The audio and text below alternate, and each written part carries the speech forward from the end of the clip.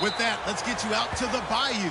We're standing by as our commentary team of Brandon Godden and Charles Davis. First opened back in 1975. There's a look inside the iconic Mercedes-Benz Superdome in downtown New Orleans. Today we hit Week 10, and we've got a good one in store between the Denver Broncos and the New Orleans Saints.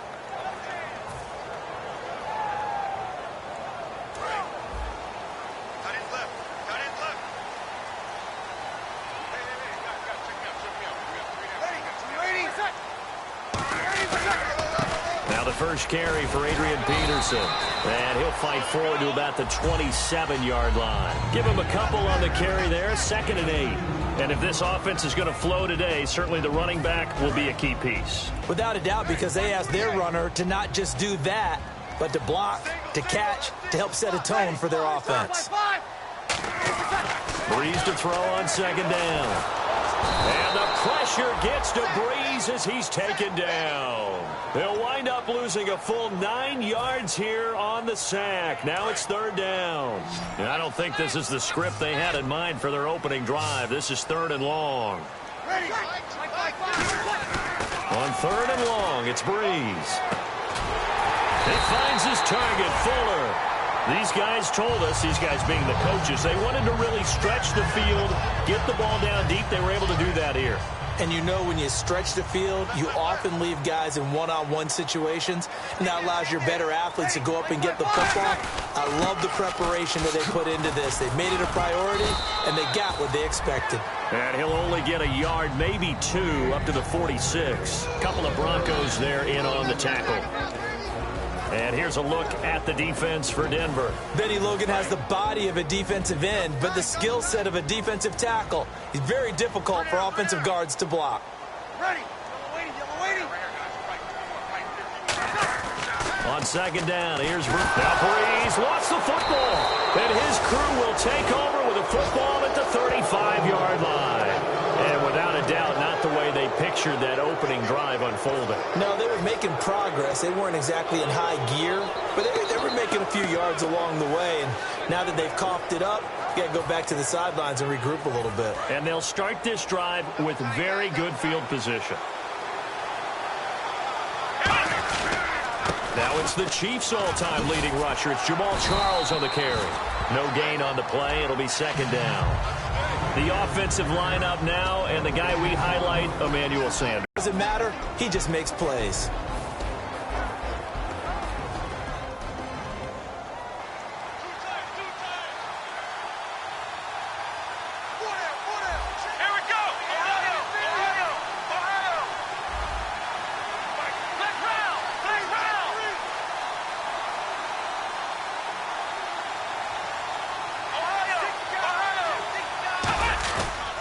On 2nd down, Jamal Charles. They find some open field here. It'll be a pickup of 5, and that leaves them with 5 more. 3rd and 5 now. And now a look at the Saints starting defense. Manti Te'o continues to evolve as a linebacker. Known for his ability to cover the pass coming out of college, he's had an excellent run-stopping ability along the way. They had great starting position to begin the drive, but now they look up at a 3rd and 5.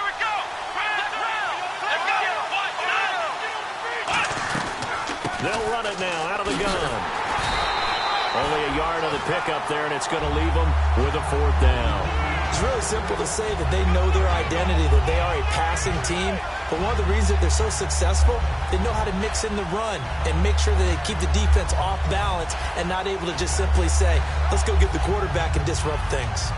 So on 4th down, on comes Brandon McManus and the field goal unit for the Broncos. From the right hash, it's a 46-yard attempt. And McManus able to put it through. And the Broncos, the first to grace the scoreboard. It's 3-zip. Not take advantage of the short field. They do get 3. And no one ever turns down 3 points going up on the board. But the offense will go to the sidelines wondering what if. While the defense on the other side, they'll celebrate holding them to just a field goal after giving up such bad field position.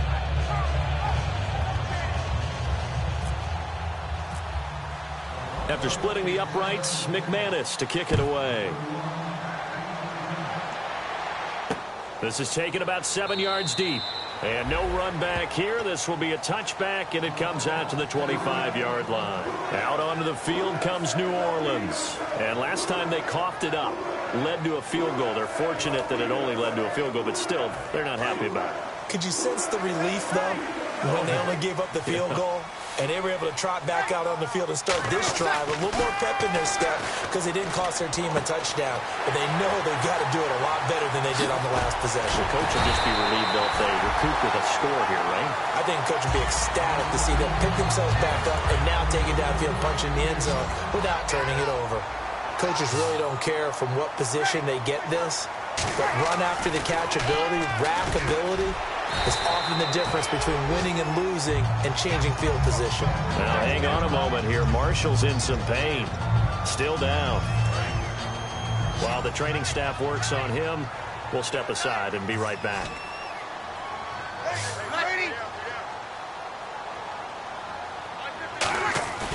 On play action, it's Breeze. Looking for Snead, and it's intercepted. Picked off by the free safety, Darian Stewart. Brandon, this is a veteran quarterback back there. He should know better than to make a throw like this. This is definitely not his best ball, and I think he knew this was trouble the second it was leaving his hand.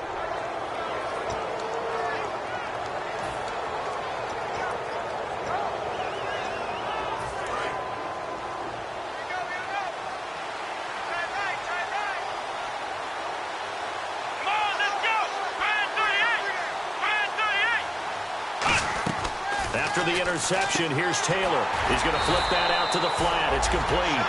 A loss of a full 3 yards, and now it's second down. A pass for negative yardage, obviously no good. Maybe he shouldn't have thrown it, or maybe he shouldn't have caught it. And I think we were seeing it at the same time, weren't we? Maybe you let that one go, right? Because you can see the lost yardage about to develop. But that goes against every instinct of a receiver. They're taught to catch everything. So it's really hard to be mad at him and yell at him for trying to make that play. That throw good for only a couple. It brings up third down.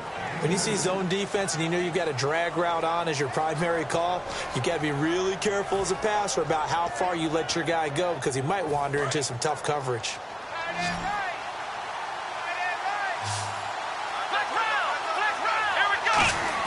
On third down, Taylor. He's got time in the pocket. Looking deep for Demarius. And that one incomplete. Had some position but couldn't hold on, and it brings up fourth down. Now the rookie from Syracuse, Riley Dixon, to punt.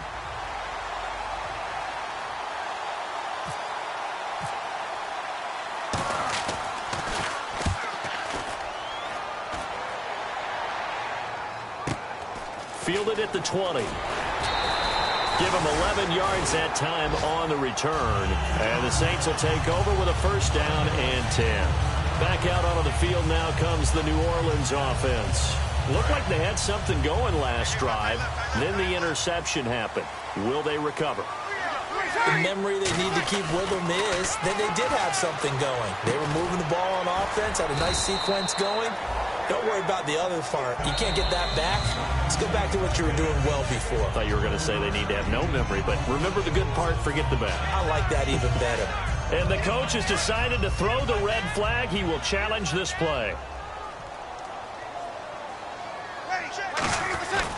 On second down, Peterson. And he is met at the line of scrimmage, and he goes down right there. Calling no gain that time as it's going to leave him with a third and about 3 to go.